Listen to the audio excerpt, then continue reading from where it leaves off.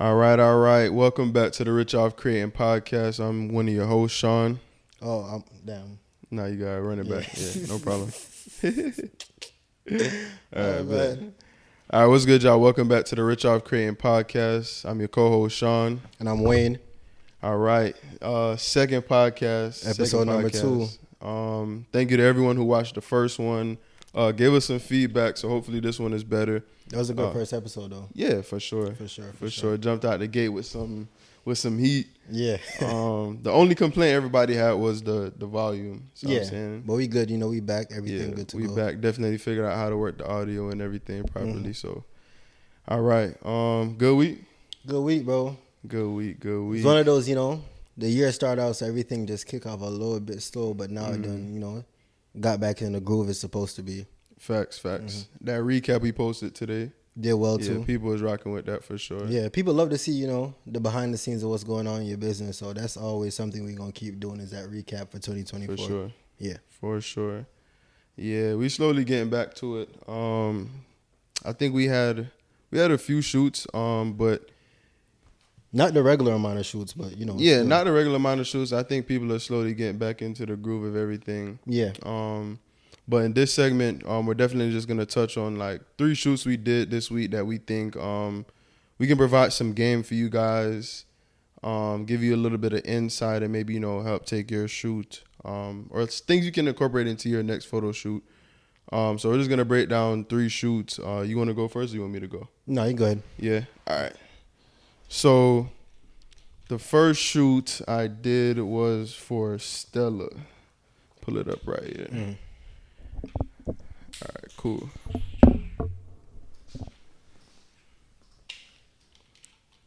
That's fine.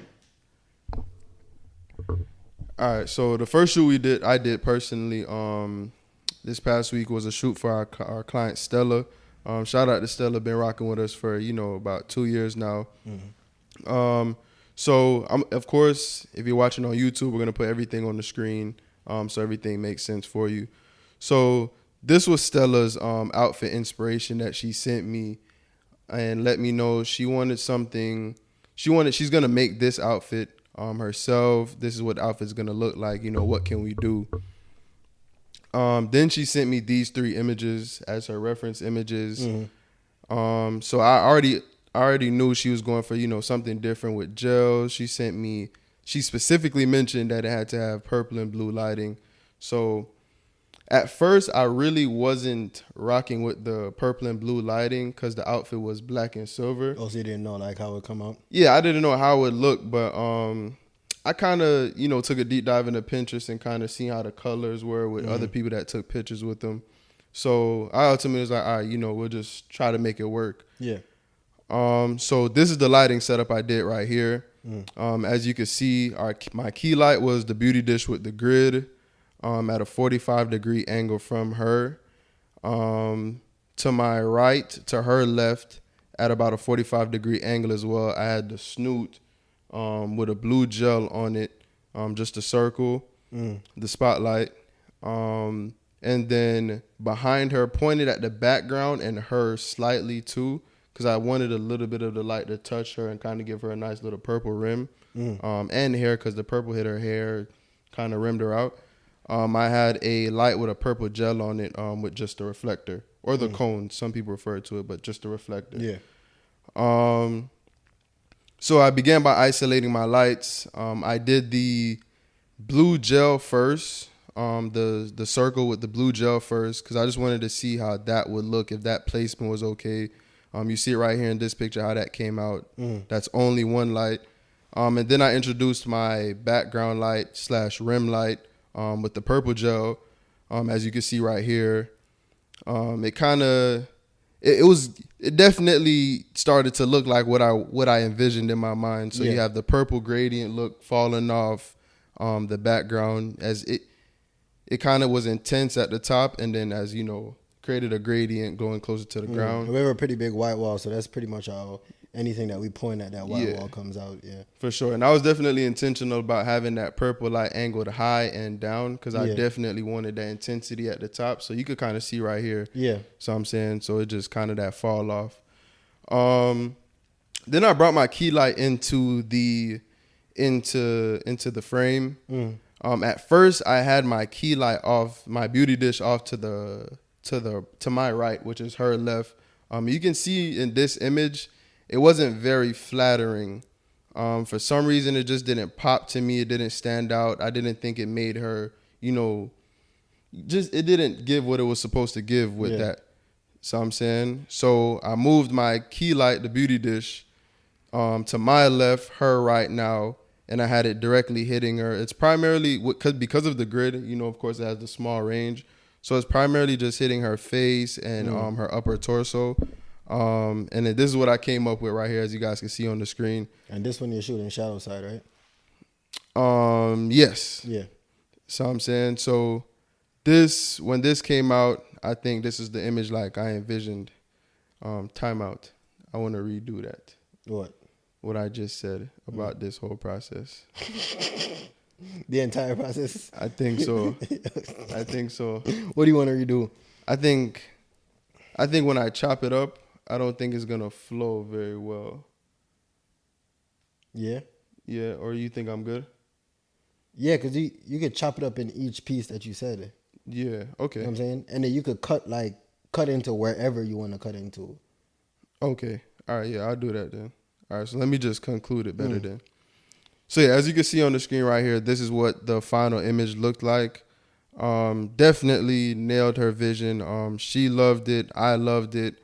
Yeah, that's fire. Yeah, one of my strongest gel looks for sure, and I think it was different. And I think what made it stand out definitely was having the blue gel on our snoot with the circle gobo. Yeah. And I'll just add some videos right here so y'all can see. She had it blown up for her birthday party. Came out nice. And I'll show you guys a few images of like other poses we did and kind of switched up the lighting a little bit. Yeah. So that was a good way to start off the year in terms of like a strong look. What is that? Is that your first shoot for the year so far? Yeah. This was my first shoot. Yeah. Of course, after that, we did a few, but...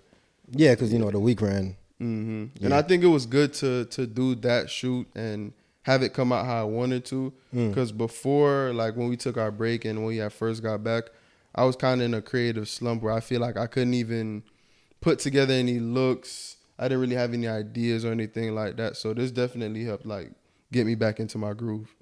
Well, you had, like, photographer's block. Yeah, I have photographer's block for sure. Like, I feel like I couldn't think. Like, I didn't have any good ideas. And then once I kind of got this down. Then it was like, yo, good to go. Yeah.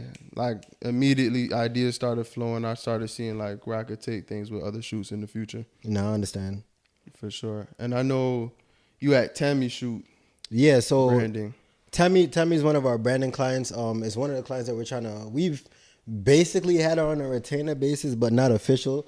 So that's one of the goals, is to kind of lock her in on that retainer basis. One thing is a quick game for photographers, try to work on some retainers to give you some, consistent, predictable income. Facts. Especially for like, brand owners, apparel stores, stuff like that, Facts. You could definitely create some predictable income when you have these retainer clients. And what she needed for this shoot, basically, all she wanted to do was update her inventory, right? Photos of new things that she brought in and some old pieces that she wanted to, to update. And typically when she comes in for these sessions, she wants, items or photographs to put on our website. So those typical e-com shots, and then also things that, for socials. So something that's a little bit more engaging, something that's a little bit more creative, right? Yeah. And for this, particular shot, she was doing some loungewear. Yeah.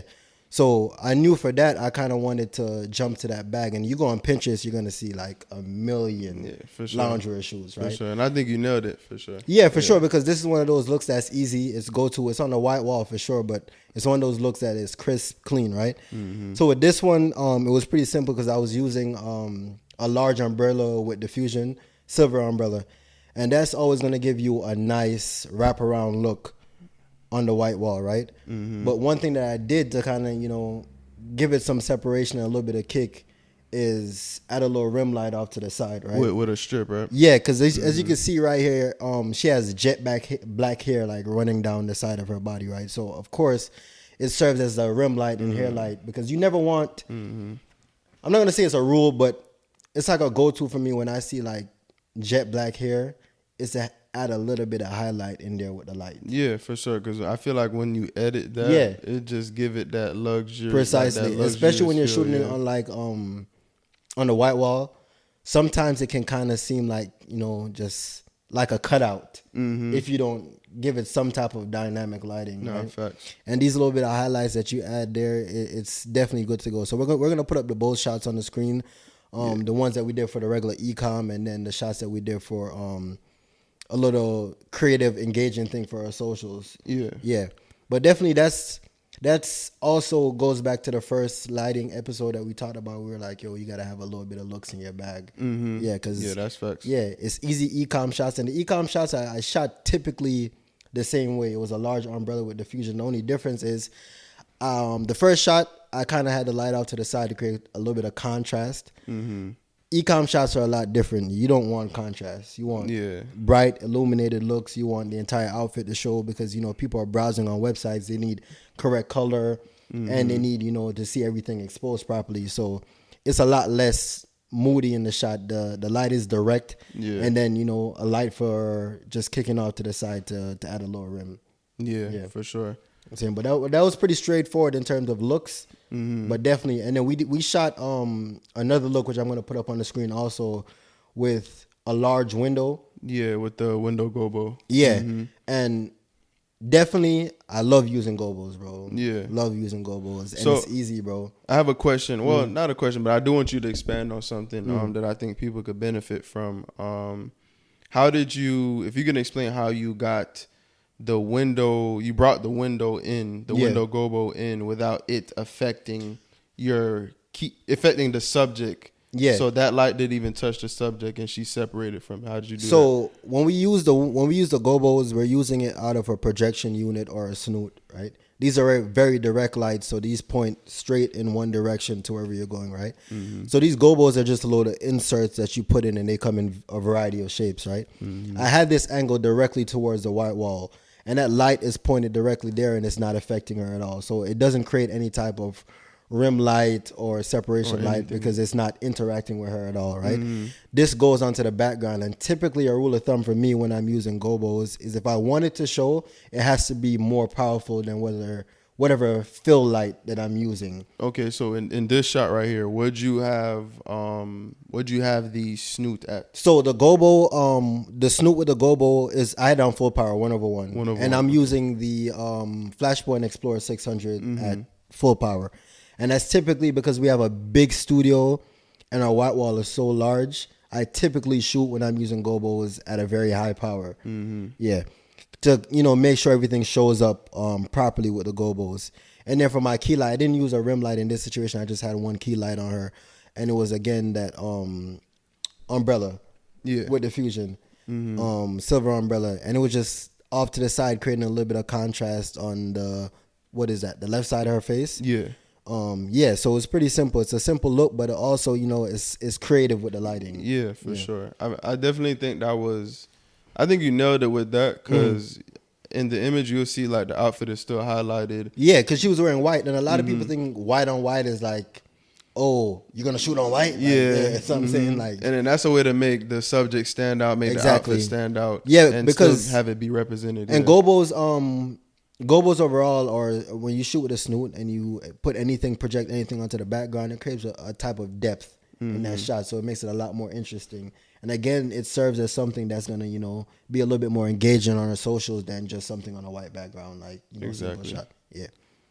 Yeah, for sure. Shout out to Tammy, because like you said before, she doesn't. We don't officially have a retainer with her, but she shoots with us so often. It's like, for sure. Yeah, it's definitely like a retainer client. So the second campaign branding shoot we had this week was for Trash Mag.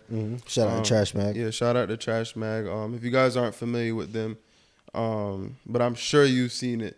Sure, all their videos go viral with the yellow background. Yeah, for sure. Shout out to all of them. But they hit us up to do some branding work for their hats that they're dropping, and also their trash bin. That's of course infamous trash bin. Infamous trash bin, right? That's a staple in all of their videos. And then here's how some of the shots came out. Definitely enjoyed doing this project. We don't get a lot of product branding, but it's always good when we can step into that bag. Yeah. Generally, what did we do for the setup? I mean, for the background, we just So that is pretty simple because we just put up. We have like a what is that? Like a Little- 57-inch. a little white IKEA Yeah, seamless. table. Yeah, and then we just put up a seamless white backdrop, and we just Yeah. went on there. And then you'll see, I think one thing I want to highlight from that look is how we made the base where the products were white and the background was a little off-white. Yeah, That way to make the product stand out and still not give that flat white, which is a little boring. yeah, So, of course, we cut a piece of seamless paper from Savage, the same roll, put a white paper on the table, folded it over and everything. And then we hung the backdrop on backdrop stands and put it about 2 feet away back from the actual table. We shot with a large parabolic umbrella. Yeah. And we had it not angled so vertically. I think we tilted it a little bit, so not so much light Spill of spills light on onto the that background, background. And like as you can see in this shot, I think it's simple but super clean. The hats stand out to me. But it's still a strong e-com image. Like if you post this on a site, like Yeah, it's simple enough to blend in, but strong enough to stand out. yeah, And then the second shots, which were your idea with the trash can. yeah. It was dope. It's a little bit more moody. Well, we did We did some flat shit. we did some flat things too with just adding the trash paper into it. Yeah, which was pretty dope because it made it a little bit more suggestive to what it is. Yeah. And then we did some cool shots with just like throwing the paper at the bin and just like shooting a high shutter just to capture these papers like falling. That was dope too. For sure. I'll put those images up so you guys can see that too if you guys are watching on YouTube. And then we did something that was more like portfolio. It's not something that they requested, but something that we wanted to have in our portfolio with a little bit of mood with the hat and the trash can. Yeah. So for that look, what'd you do? You just put a reflector cone. Yeah. I know some people call it a cone, but it's called a reflector. It's a color reflector with a grid. It was like a 10-degree grid. 10-degree grid that we inside. put inside of it. Yeah. Yeah. And I'm going to show you guys also what that looks like. Yeah, definitely. And we just had that hit the hat. Exposing for the hat alone. And then we put a AD 200 inside the garbage bin to kind of give it a glow. Yeah, it was pretty fire. So as you guys can see right here. Yeah. It was a very quick shoot, very straightforward. Yeah. Like you said, bro, we don't get a lot of product branding, but we're good at shooting product shots. Yeah, so.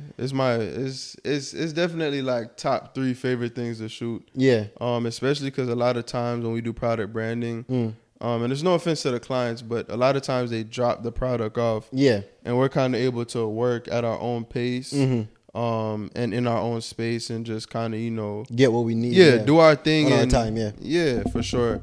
So shout out to Trash Mag again for just trusting us, explaining their vision to us, and reaching out to us. Shout out to them.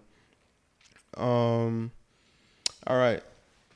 The next thing I wanted to touch on, and let me just provide a little context of like why I want to talk about it, was something that was a key component. Going back to Black Friday last year, something that was a key component in our success that we saw Black Friday. When we ran our Black Friday sale, because when I look at it, we had a lot of new clients booked for sure. And, that's just the brand reach, social media, word of mouth. For sure. But there were so many return clients that we had. And I have to chalk it up to our SMS and our email campaigns that we ran. For sure. And the way we incorporated AI to really get the best results from that. Yeah, so I'm saying, so digital marketing has always been something that we've acknowledged as being imperative in how we, continue to have repeat clients and continue to have boost in sales in different periods of times, Black Friday, holidays. So what we did this year that was a little bit different with the introduction of ChatGPT, and ChatGPT was out before. Yeah.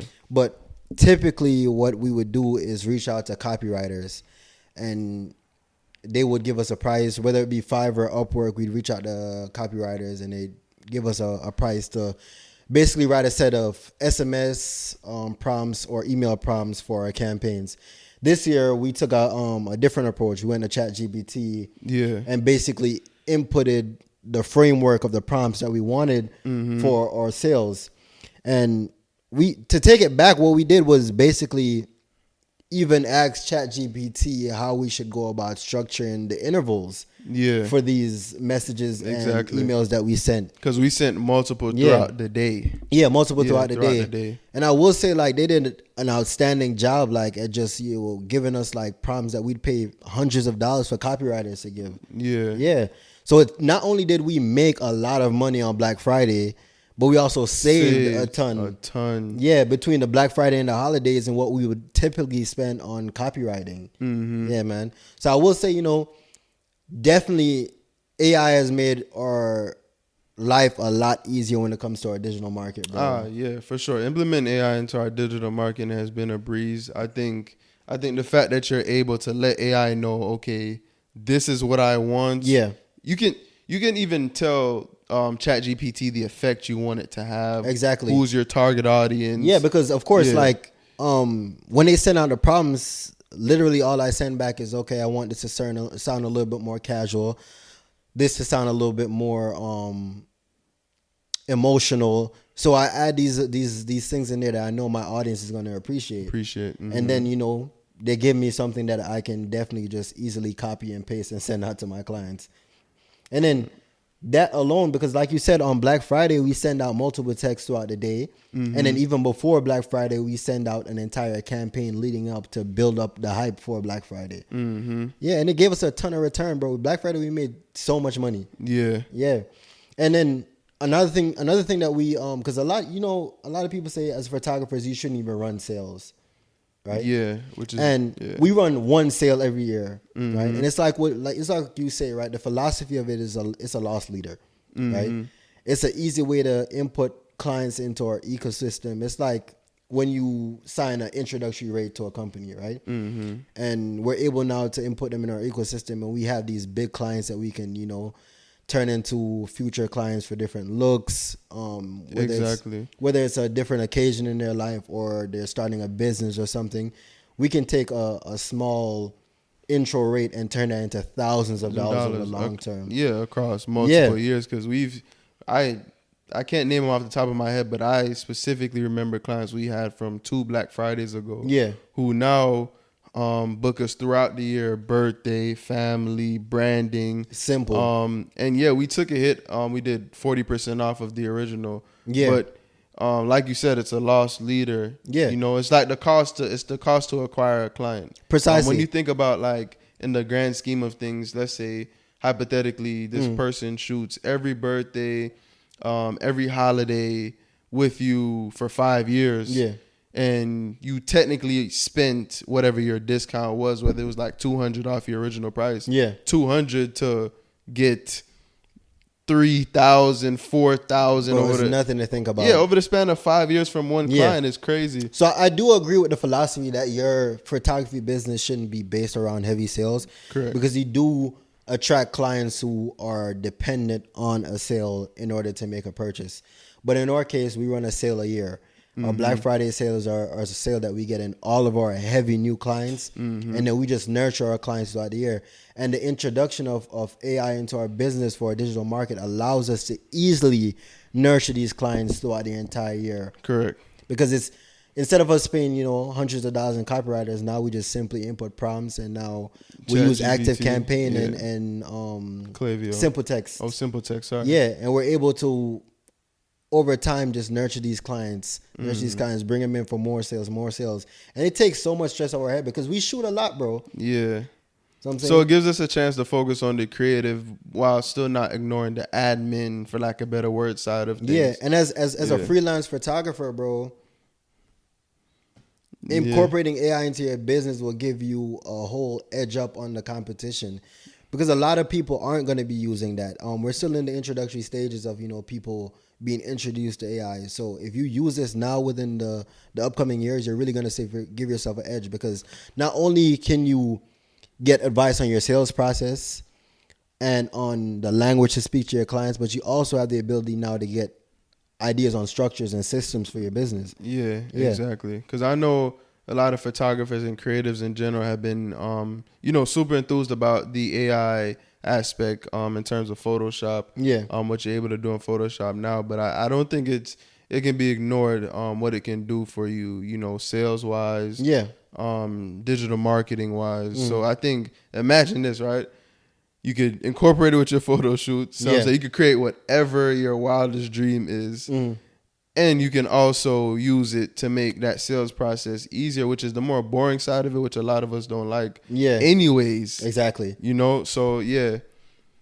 I think it was definitely noteworthy, and that's why I wanted to mention it, because I think that's something we definitely have to share with everybody. It's a game changer for sure. Yeah, bro. it game changer on Black Friday for sure. We saved hundreds in copywriting. I made thousands. Yeah, it made thousands. You know what I'm saying? For sure. And then incorporating digital marketing in itself, like that's a whole nother topic for another day. Yes, I'm saying. But, we'll give y'all the game, in another episode. We'll break down everything, bro. But definitely, it's one of the things that you have to focus on in your photography business, especially as a new photographer.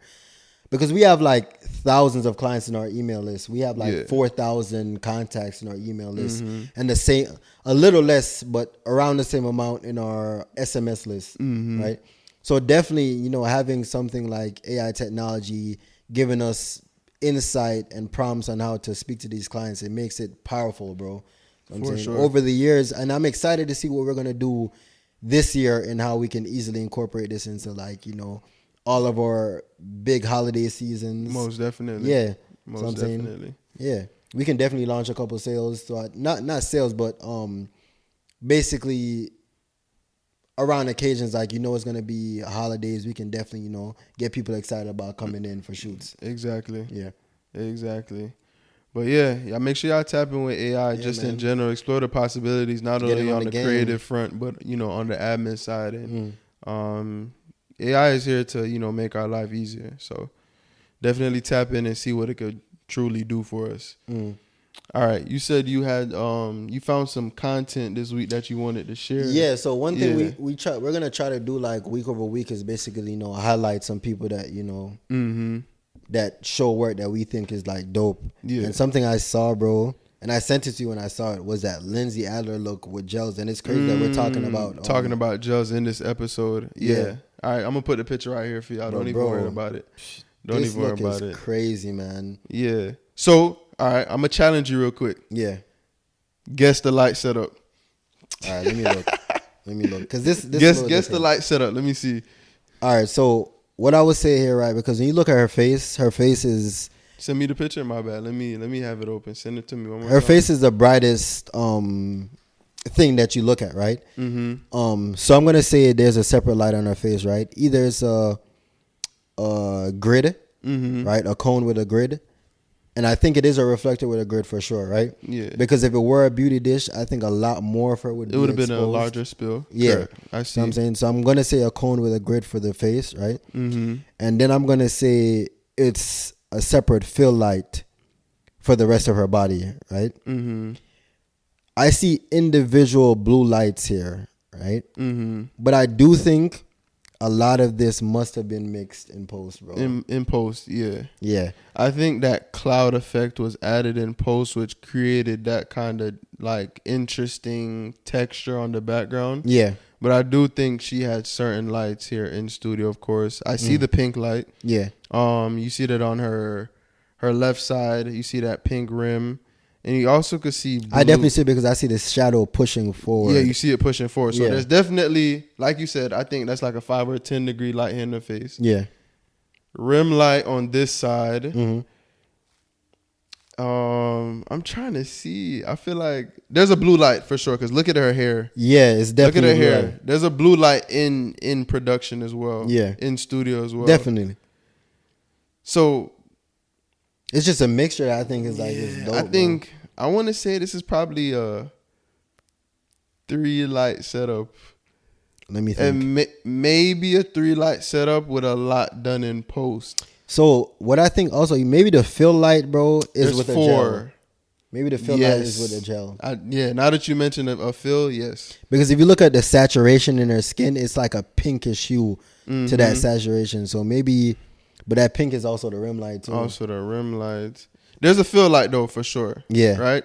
Because if you just use a grid, a reflector with a grid, and the light in the back, you just see a silhouette for the rest of the body. Silhouette for everything. Definitely So yes, fill light for sure. That's why she got the subject her entire body exposed. Yeah.